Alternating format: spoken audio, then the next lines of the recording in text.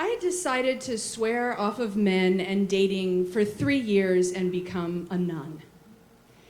I'm not Catholic or anything, but it seemed like a great coping mechanism at the time.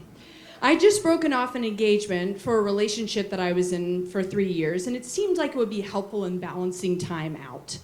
Now, as breakups go, I lost a lot of weight, cried at Swiffer commercials, and ate nothing but baby carrots, cheese, and frozen chicken breasts defrosted in the microwave. Not very nun-like, but I was easing in. Another thing I decided to do to help with my healing was go to Manhattan and visit with my best girlfriends. I thought if I went there, it would help cheer me up, and maybe I would think about moving there to turn over a new leaf. But I needed to check things out. So they did their best in cheering me up, taking me to Broadway shows and bottomless mimosa brunches, but I just wasn't feeling like myself. We would walk by construction sites and get catcalled, and I would respond by saying things like, "Excuse me, young man, do you have a wife or a sister or maybe a mother? Because if you do, maybe I'll run my nasty mouth at them like you just did at me." And my girlfriends were like, "You're not well, you should go home." So I went back to DC, took their advice on the Vamoose bus. Do you guys know about the Vamoose bus? Oh, yes. It's run by the Orthodox Jews, and it means, like, let's go. It's very cute. So I love the Vamoose bus. I always take it, and I sat down, and a man sat down behind me, and he was scruffy, and he was wearing studious glasses, and I noticed he was chatting people up, and I thought, oh, no, Lord, I'm yours. We're engaged to be married. I won't pay attention to him. And I put him off my radar, and I fell asleep as the bus jerked into movement, exhausted and cried out from my time examining the holy life in Manhattan. And I awoke to the bus driver pulling us into a rest stop in the middle of nowhere, Maryland, and we all filed out into the December snow, a day much like today. And I went into the rest stop bathroom to wash my face and realized that my hair looked like some sort of small animal had nested in it, and I thought, Taylor, you would look far more put together in a nun's habit. So I went outside feeling very strong in my conviction and sat back down in my seat, and the gentleman behind me was chatting up the older ladies behind him, and he was saying things like, how about this weather, huh? This driver better snow down. And I thought, oh, he's being so cute with the old ladies, and no, my mind and my body and my soul belong to the church. I can't do this, don't pay attention. I was going to be a nun. So so anyway, but then he introduced himself. He said, my name is Clark, like Clark Kent in Superman. And he was super, okay? He had a dimpled chin, and he was intelligent and kind, and he was flirtatious, but not aggressively so. And he listened to me like I was the only thing happening. And we talked for the next 3 hours. Oops.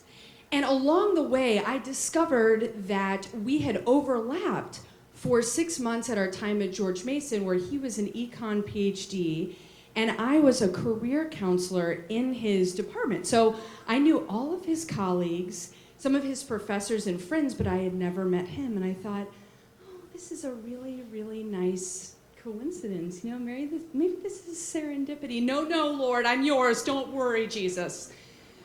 I'm all yours.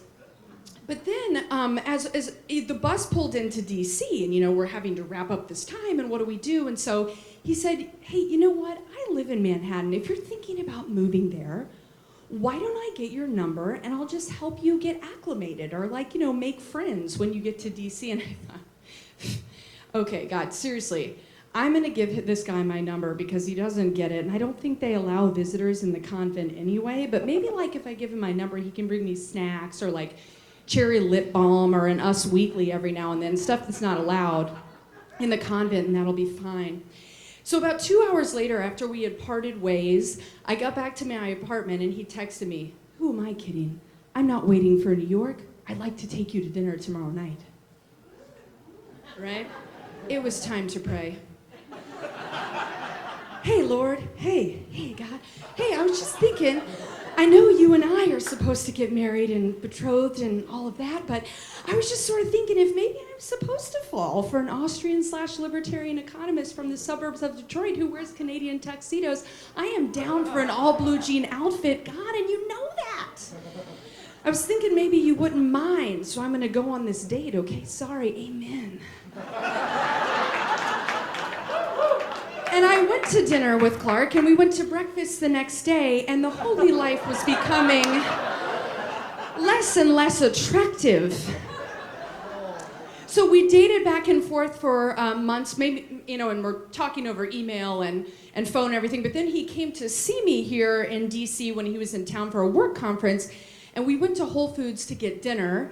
And as we were approaching there, he said, "You know what? I think we've been here together before." And I said, No, that must be deja vu because we met in the middle of nowhere in Maryland on a bus, remember? He said, "No, you were wearing workout clothes, gray sweatpants." Great. And we met looking for the water bottles because we agreed they were the best deal in the store.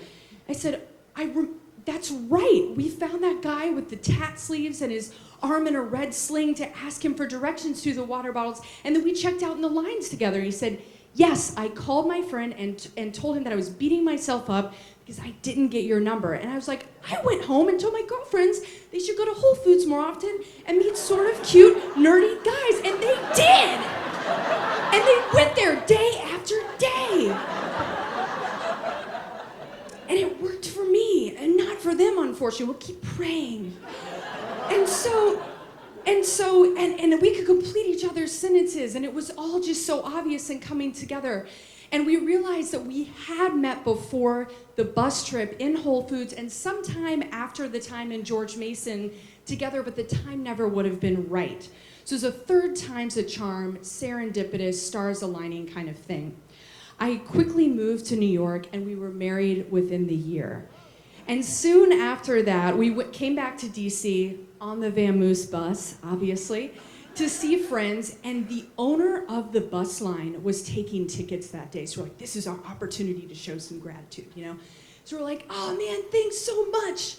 We met on your bus, and we've been married for a year, and it's the best, And he's like, oh yeah, it's kismet. It's like destiny, We did a limo service for this couple up in Long Island last weekend for their wedding. I hear it all the time. Get your ass on the bus. He probably didn't say ass. That was just. And so we connected that way, and we realized we weren't that special, but Vamoose was special to us. And so now, 6 years ago, this week, as we met on the bus, we've been married for 4.5 years, and we have an 8-month-old little girl named Pepper who has that same dimple chin, and I hope that she makes corny jokes about the weather. So when my friends go through breakups and they're struggling and they say, hey, I think I'm gonna get dressed up and take public transit to see if I meet my Superman, I'm like, don't worry about it. Avoid Swiffer commercials. Don't eat frozen chicken breasts, and be willing to give up those tempting nun's vows for marital vows, because the Lord don't mind.